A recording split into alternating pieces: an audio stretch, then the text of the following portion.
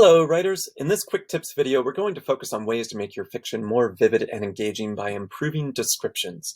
In the videos I did on showing and telling, we talked about how dialogue and description are the two main tools for showing and bringing scenes to life.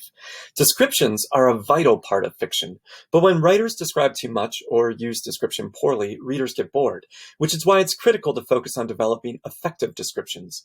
Without further ado, here are 5 tips for improving your descriptive passages. Always make things specific and concrete. The more senses you appeal to, the more readers will feel there. Only include the details that matter, which are things that imply judgments or character. Realize that nothing is neutral. Every line suggests a point of view or a way of seeing things, even in third person. And finally, don't tell emotion. Instead, try to convey emotion through description. Let's explore these with some examples. Here's example 1. The room was depressing. Now, the problem with this line is it doesn't give the reader much to experience. It simply tells us how to see the room, making a judgment for us. But we actually know very little about the room from this. It would be more effective to show the room using specific concrete details, which are details that appeal to the senses.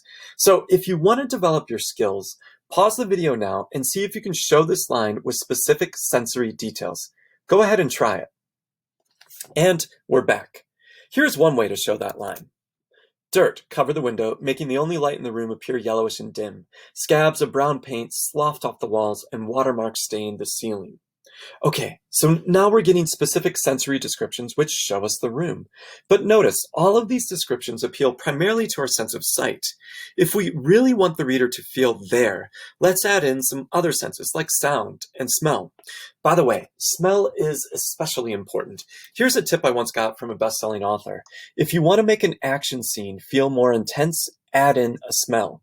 Let's try it. Pause the video again and see if you can add in descriptions of sound, smell and sound if you didn't already have them. All right, and we're back. Here's one way to do it. It's to have a sort of laundry list of descriptions like the walls were brown and the ceiling was yellow. The air smelled of cigarettes. A green couch lined one wall. Mice squeaked and lights buzzed. The floor felt sticky. Although this appeals to several senses, it's not very interesting, is it? Part of the problem here is that it's hard to tell which details matter. You could describe an endless list of things, but as that third tip suggests, it's best to only include details that matter, and the details that matter are the ones that convey important judgments. For instance, dim, yellowish light streamed through the dirt-covered window. The patter of mice scampering into dark corners caught his attention as he entered the room. A cloying cigarette and rotting wood smell coated his throat. He paused and brushed his hand along the wall, flaking off scabs of paint. And now we probably feel the room much more intensely because the description appeals to at least 3 senses. Also, from this, we know that the room isn't just depressing. The way things are described allows us to make several judgments. The room is dilapidated, unkempt, wounded, and a bit repulsive. But there was another change in this passage that's critical. Notice the last 3 lines involve a point of view, a he. So we're experiencing things through a character's perspective, and we see, smell, and feel what he feels. From the way things are described, we might feel this character's revulsion upon entering the room, and the courage it takes to touch those scabby walls. The same room, though, could be described in a completely different way.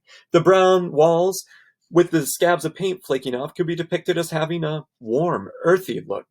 How things are described conveys a certain perspective, even in third person. In reality, there's no objective, neutral way to depict things. So use this to your advantage. At every moment, think about whose point of view things are being seen from, and what mood they're in. What emotional tone or feeling do you want to convey by how things are described? Now, a common piece for advice for fiction writers is to never tell an emotion. After all, if you tell us that a character is sad, we don't feel sad. We feel annoyed that the writer is trying to tell us how to interpret the character. But through description, you can trick the reader into feeling the emotions that characters are feeling. Try this. Describe a room from the point of view of someone who's incredibly happy. Then describe the same room from the point of view of someone who's miserable. The catch is that you can't tell any of the emotions the characters are feeling. You simply need to convey the emotions through the descriptions. If you do this, you might notice that description is never just description. It's a psychological landscape that, through how things are described, suggests what's going on in a character's interior. That's it for this one. If this was helpful, please click the like button and check out the related videos on showing and telling using dialogue and verb magic. Happy writing, y'all!